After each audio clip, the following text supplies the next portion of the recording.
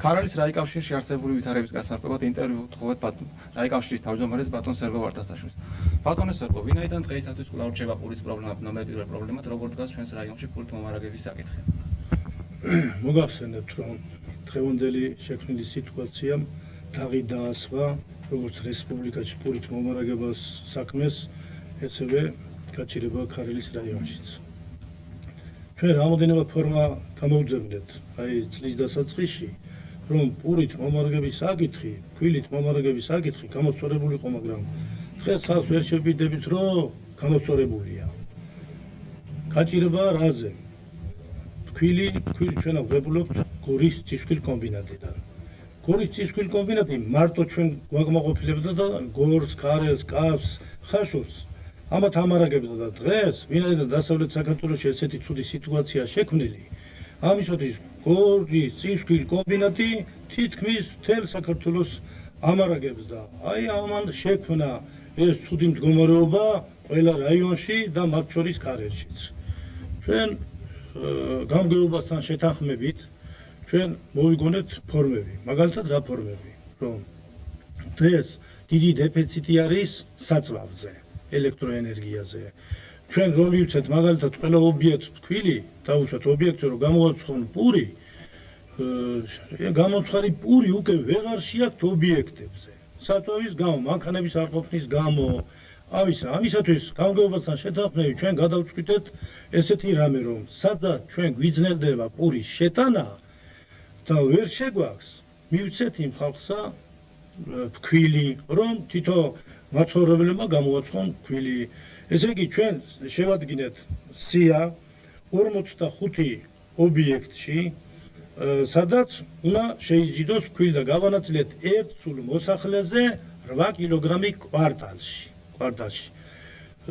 გავჯავშნეთ 290 ტონა და ვაძლევთ მინდობილობებს ამ მაღაზიის გამგეებს და საკრებულოები ეხმარებიან მაგათ პრაქტიკულად იმისათვის რომ თვითონ დაძლებენ ამ მაღაზიის გამგეებს რომ დაეხმარონ გამოტანაში თქვენ იცით რომ წისქვილ კომბინატი ვინაიდან მოგახსენეთ ვერ ამარაგებს კარგად ამისათვის ჩართული ვართ ყველა რომ ჩვენ მივეხმაროთ თავის დროზე რომ გამოვიტანოთ ეს ამბავი.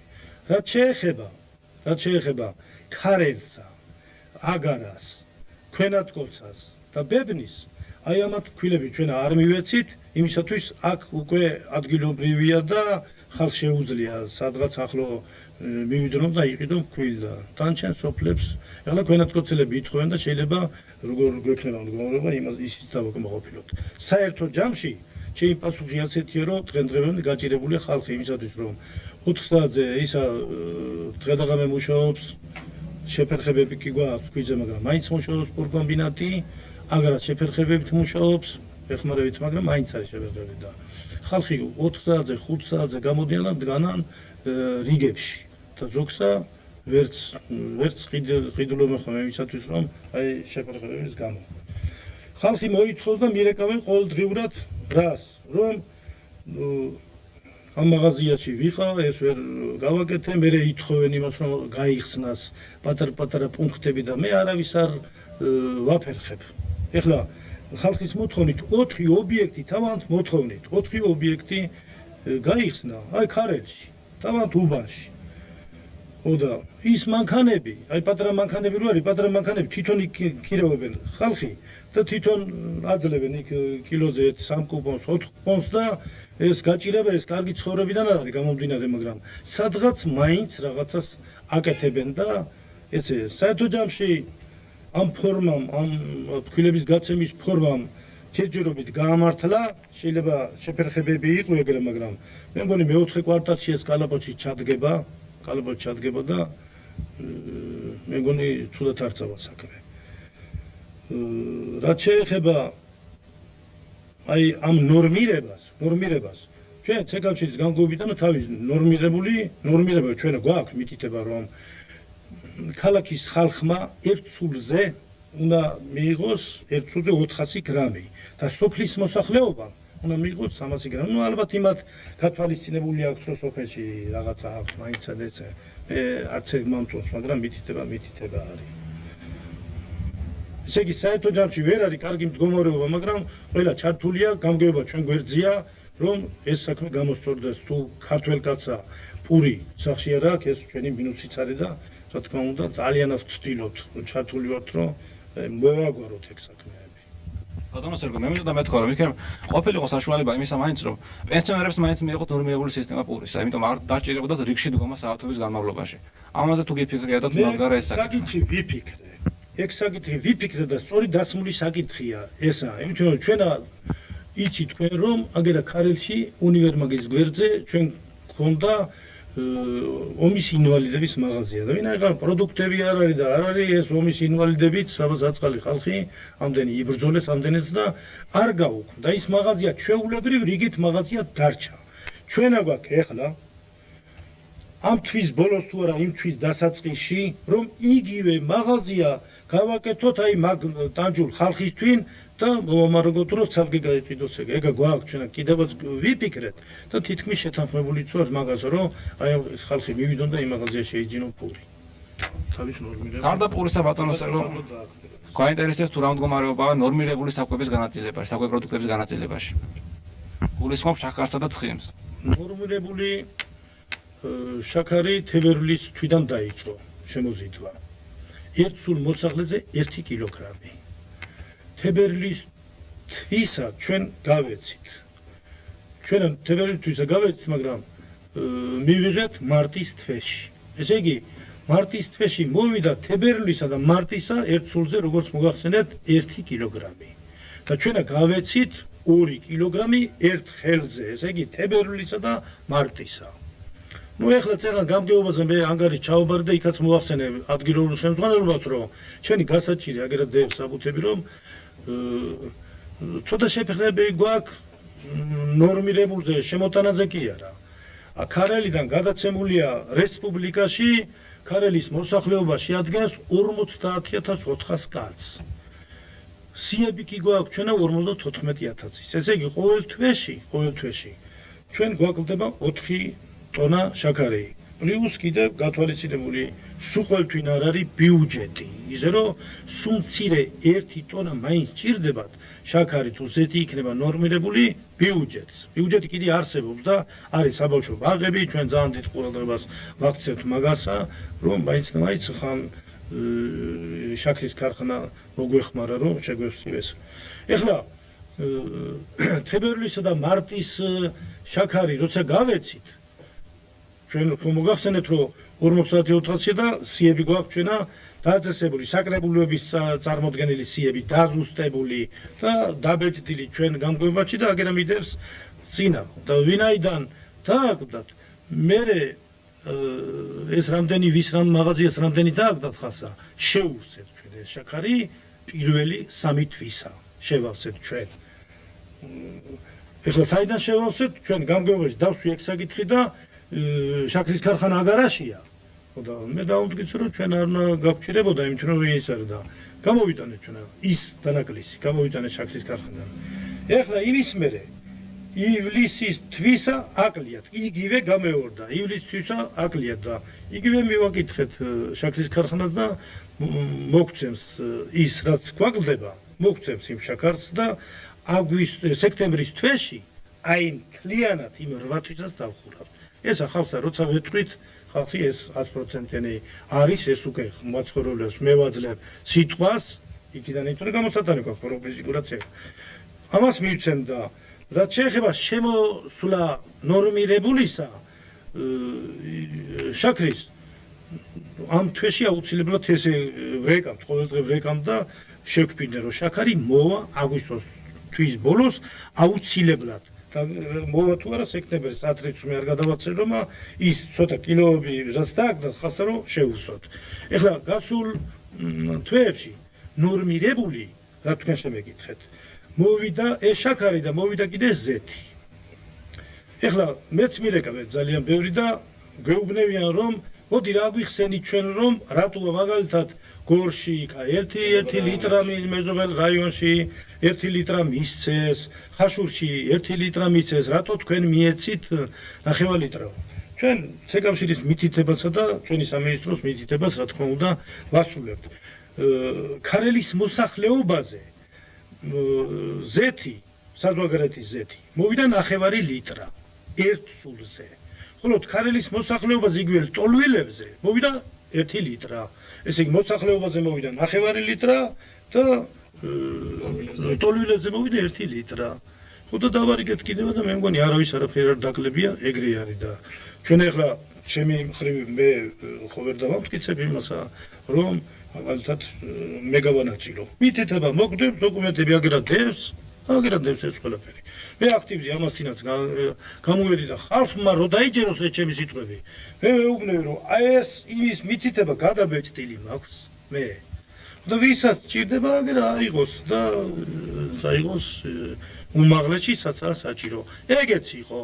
მივეცი მხარს და წავიდნენ პარლამენტში, იყვნენ იქ, ნახეთ რომ დაამტკიცოთ რომ ეს ჩვენი მოგონილი ადგილობრივი ხელმძღვანელებისა და ჩვენი არ არის რომ არის ეს ეკავშირის მითითებით გაკეთებული. ნორმირებულ შაქარს ხალხის იმას ვერ შეეხება, აბსოლუტურად არ შეიძლება რომ შეეხოს. ძალიან ძნელია შაქრის შემოძადვა, ხარჯები ძალიან დიდია. ესე იგი საწვავი წეღან რომ მოგახსენეთ რო არ არის, თავისთავად არ არის. ჩვენ შემოგვაქვს ბაკალეიდან ეკა. ნორმირებული შაქარი იმის იქ ბაზა არის. მეტეხში ესია. მეტეხი ჩვენ არ მოგცემს არავითარ შემთხვევაში თუ წინადინ თანხები არ გადაურიცხეთ, როცა გადარიცხული იქნება და იქ დამტკიცებულია მიიღო იგმა და თავის თანხა მე შეუძლია გასცეს. თორე რამდენჯერმე ფული არ იყო ჩარიცხული და მანქანა უგან გამოგდა ან გაჭირების დროს. მაგრამ ამაში ბანკი ძალიან მეხმარება. ახალგაზრდა კაცია ბანკის მმართველი ძალიან გვეხმარება. გაიგო მაშინე პირველ დღიდანვე გაიგო რომ ასეც გასაჭირი აქვს. თორე დღეს მაგალითად რო ავიღო მე სესხი აი ამ ნორმირებულ პროდუქტებზე მაინც სესხი რო ავიღო 10 მილიონი კვარტალში უნდა გადავიხადოთ 16 მილიონი. წარმოიდგინეთ თქვენ რომ 6 მილიონი პროცენტი 60% ეს მაგალ ბრალი კი არ არის. ეს არის სახელმწიფო დაწესებულება. ამისათვის ვფიქრობთ, მიწყობთ ეს რომ რა დღესაც ჩაქარი უნდა შემოვიდონ, იმ დღესვე ვარიცხნებ ხელით მიმაქიკა. ბაბგი და ეგრევე ვაკეთებთ რომ დიდი პროცენტები არ წავიდეს. და შაქრის და ბატონო სერგო კიდევ რა სახის პროდუქტები შემოდის აი კავშირის ქსელში? შემოდის თუ არა ვერმიშელი, მაკარონი, ბრინჯი, სიგარეტები, ან ასანთი? სიგარეტები შემოსული იყო ერთვის წინათ. ეს რატომ მოხდა ისის შემოსულა? მისა კაბინეტმა გადაწყვიტა გამოიტანა დადგენილება რომ იმ კომერციულ მაღაზიებში, რომლებიც იყიდებოდა სიგარეტის სხვადასხვა სახის, აუგზავნა მათ კომერციულ და გაგვიწევდა ჩვენას საშუალება რომ შემოვიტანეთ 2 მილიონი. ეხლა 2 მილიონიც გადარიცხვით. ეხლა მუშაობა სხვა რაც შემეკითხეთ თქვენა, აი ბრინჯი ეს ის აღარ შემოდის. აი წლის დასაწყისი ჩვენა ქონდა ბიუჯეტისთვინა უკვე აღარ შემოდის. ერთი შეფერღება ისცა გვაქვს რომ გადარიცხვები აღარ არსებობს თლიანად. ჩვენ უნდა მივცეთ ნაღდი ფული. ეხლა ჩვენ მაგალითად ვიღაცამ რო შემოგწოთ, მაშინ რას აკეთებთ თქვენო? ჩვენ შემოქონდა ორჯონი გიზენა, შემოქონდა სხვა ხალხი, მაგრამ ეხლა უკვე რა ვიცი თუ არ გამოსწორდა ეს საქმე, ისე გაგვიჭირდა რომ ჩვენ აქვთ არის კუპონი. იმათ უნდათ ფული. ჩვენ შემოვიდანთ იქიდან იმათ რუსული ფულს რო ვეძახით უნდა მივცეთ და აქ უნდა გავყიდოთ კუპონებს, მაგრამ ძალიან შეაფერხდა. ფაქტიურად კონკრეტულად რო გაგცეთ პასუხი, აი ესეთი მასალები უკვე მეორე თვე აღარ შემოსულა და ოპტიმისტი ვარ, კი ვარ განწყობილი რომ შემოვა, მაგრამ ჯერჯერობით აი ესეთ საქმეს რა თქმა უნდა არაფერი არ აჩანს. ყოველდღიურ ცხოვრებაში ბატონო სერგო გვჭირდება პროდუქტებთან ერთად გვჭირდება ყოველდღიური მოთხოვნის საგნები, საპონის არის საშუალებები. დამხრივ როგორ არის მოვარდნილი საქმე? აი მოგახსენეთ, აი თითქმის პასუხი სწორია, მაგრამ ყველა ქარხანა გაჩერდა რა. მაგრამ ჩვენ ხვდებით კომერციულ სტრუქტურებში ამ პროდუქტს. მე ბევრჯერ დამაინტერესა მაქსაგით და ვეკითხები იმათ რო არის, აი ბაზარს იყიდებ ახლა მაგალითად, რო ვეკითხები საიდან შემოიტანა, ქარხნები არ მუშაობენ. რაღაც ახლა რა არის დასაფიცი? არის გახსნილი აგე და ცხინვალში. ამათ რაღაც გადიან, როგორც ეთყობა, მაინც არალეგალურად შემოაქვთ ესე იგი. არალეგალურად. აი გადიან მაინც და შემოაქვთ. აი ესე ახერხებენ, მაინც ეს კომერსანტები და ეს ისა. და ჩვენ რა გვაქვს ჩვენი საქონელი კომერციული მაღაზიაში არავითარ შემთხვევაში არ მოხდება ეს არც ყოფილი არც იქნება იმითინო რომ იმას რაში ჭირდება მესამე პირი და მეოთხე პირი საქმეს ჩართოს რომელსაც თვითონ რაღაც აკეთებს გადის და აი იმითი სხვა გზით მახინაციო გზით შემოაქვთ რა და კიდიან 5 მაგალ და 10 მაგალ ბატონო სერგო, ყოველდღიურად ჩვენს საინფორმაციო საშუალებები ყოველდღიურად გადმოსცემენ ინფო. საქართველოს ამსადგურებში შემოდის დიდი რაოდენობით ჰუმანიტარული დახმარებები, საკვები პროდუქტები და სად მიდის საინტერესოა ჩვენ რაიონში შემოდის თუ არა და რა სისტემის მიხედვით ნაწილდება ეს საკვები პროდუქტები. ჰუმანიტარული დახმარება თავმჯდომარე არის მთავარი ექიმი რაიონის რამაზაშვილი. მე წევრი ვარ. ჩემ მუშაობის პერიოდში მხოლოდ ერთხელ შემოვიდა ჰუმანიტარული დახმარება 5 ტონა და ძალიან კარგად განაწილდა. მე განაწილებული ვიყა აგარაში და ბავშვებს დავურიგდა, ბავშვების საკვები იყო. დანარჩენი ჩვენ რაიონში არ შემოსულა არც ერთი ჰუმანიტარული დახმარება. ეხლა თქვენ შემეკითხეთ მეორე კიდე რომ აი ის გემები შემოდისო, ის შემოდისო. მე მეორეჯერ გახსენებთ კიდე რომ დღეს ანგარიშ ჩავაბარე მე გამგეობას და გამგეობასაც მოახსენეთ და გამგეობის წევრებსაც და იგი დამსწრეთ სულას რომ მე არ ვიცი ახლა ჩემამდე არ დადის ეს ამბავი და მე ის არის ერთი 3-4 დღის წინათა გადმოსცეს რომ 7 გემი ჩამოდგა ნავსადგურში და ამოდენა პროდუქტი შემოიზიდა და იცლება და 7 გემი კიდე დგას იქ და ვის ჭირდება ჩვენ თავრობის ხალხსა ეს ლაპარაკი როდესაც ქარელის რაიონში და არც სხვა რაიონში ჩვენში დარჩეს არცად არ დამინახია იმთვინო რომ ჩვენ თათბირზე როცა ხვდებით რაიკავშირის თავმჯდომარეები ამ თემებზე ჩვენ ლაპარაკობთ კაცო შემოვიდა რა იქნა რომ შემოვიდა საათმის კაცმა არ იცის რა აქ არ შემოსულა ფაქტიურად და რა ვიცი ახლა თქვენ ისიც იცით ადრე რომ ფილითაიამ მოახსენა თავრობის ხელმძღვანელს როცა ირანში მიდიოდა რომ 45000 ისაო შემოვიდაო კილო შაქარი როგორ მიხარიაო რომ აი ინტერვიუში როგორ მიხარიაო რომ ხალხსაო 6 კილო გაწდებაო თითო სულ მოსახლეზეო და შაქარიო და მადრობლები იქნებიან გამოდგა და ტყილი მე არც არავის არ ვერიდები და არც არავის რა უნდა აი მე ესე ვფიქრობ რომ თვითს ლაპარაკობენ ისინი აქ არ შემოდის ფაქტურად თუ აქ შემოარსა და არაფერი არ დაიკარგება რა ვიცი იმ პარალელს ადმიდის იქიდან კაცმა არის ეს ჰუმანიტარული დახმარება გათვალისწინებულია ზედმეტად ტოლვილებზე. ჩვენ რაიონში 1300 ტოლვილი ცხოვრობს და მათთვის როგორ არც მათთვის მოდის თუ არ მოსულა, აი ჩემ მუშაობის პერიოდში არ მოსულა. ხოლო ამ ტოლვილებზე ერთი შეღავათი არის ის ამბავი რომ მოსახლეობა წეღანაც მოგახსენეთ თუ ღებულობს 9 ლიტრას მაგალითად ზეთს იმათ მიიღეს 1 ლიტრა ეს ერთი. მეორე ასევე არის ფქვილზე. აქა ჩემთან მუშაობს იმათ ხელმძღვანელი, განსაკუთრებით არის მიმაგრებული ბატონი ჩილინდრიშვილი და ძალიან კარგად აქ ეგ აწყობილი საქმე იმითი რომ ცეკავშირი და ადგილობრივი ხელმძღვანელობა განსაკუთრებით ტოლვილებს ძალიან აქცევენ ყურადღებას.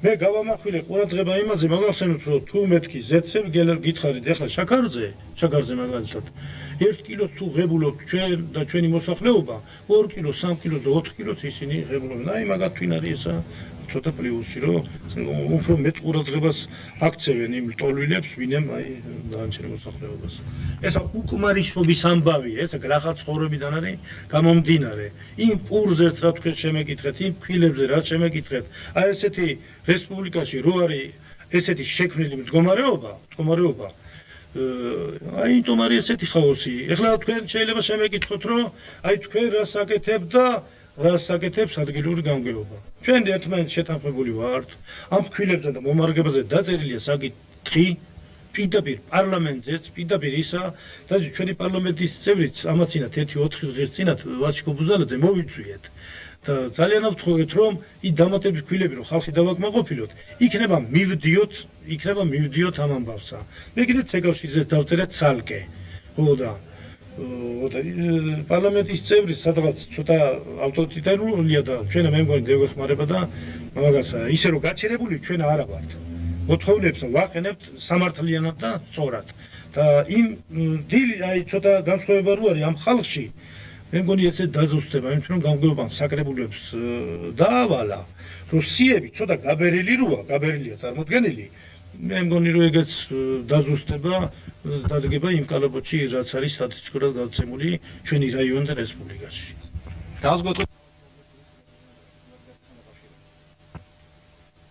ჩვენი რაიკავშირის თავმჯდომარე მაგალითად ობიექტებს არ გაყიდის.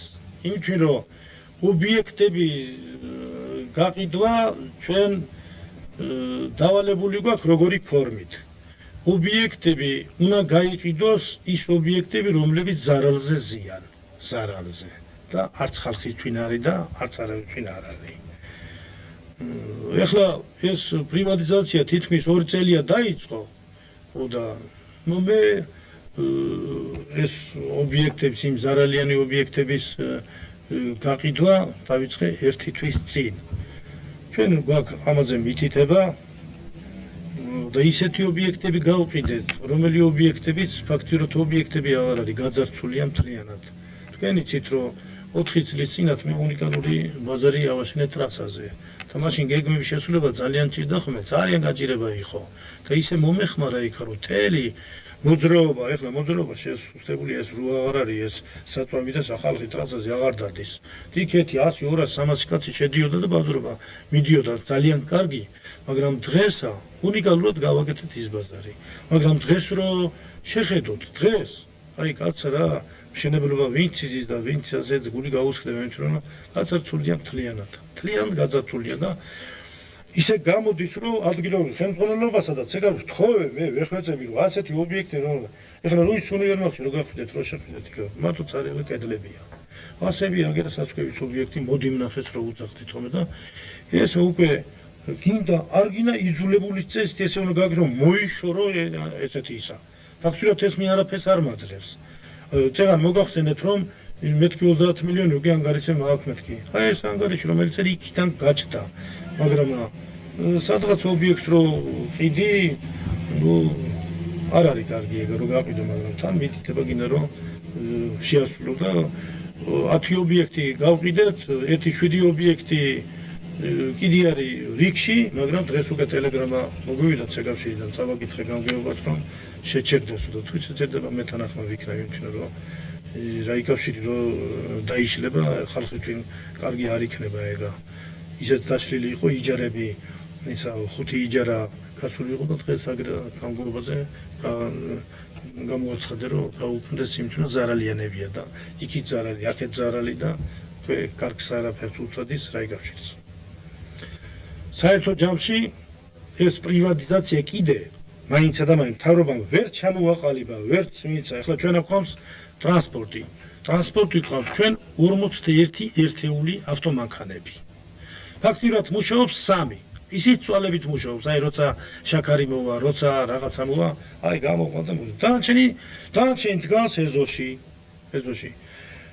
ეხლა აი თქვენ საკითხს იმიტომ ვწევ პასუხს რომ ასეთი ფორმით რომ გავყიდო, რო გაყიდო, შეიძლება ხვალ უკვე სტაბილიზაცია იყოს და კიდე რაღაც შემოbrunდეს ქვეყანა რომ კარგსაც დავადგეთ დღეს ვერ არის ვერ ვიტყვით რომ დღესა ძალიან კარგი მდგომარეობა რესპუბლიკაში ძალიან ცუდი მდგომარეობა რესპუბლიკაში არა და ხელძელი მაქვს ჩამდე ისინიც უხერხო მდგომარეობაშენ შოფრები არც მუშაობენ მანქანა იქ უხენიათ ესია მითითება მოგვივიდა ახლა რომ 10 წლის ზემოთ 12 წლის მანქანა 15 წლის მანქანა 20 წლის მანქანა ყავს 25 წლის მანქანა გაყიდეთო და ნუ ჯერ კითხვის ნიშნისთვისაც შევადგინეთ 5 მანქანისა და უნდა გაგვეგზანა ეს მართლა მოძველებული რომელიც დისკებზე რო დგას და პატრონი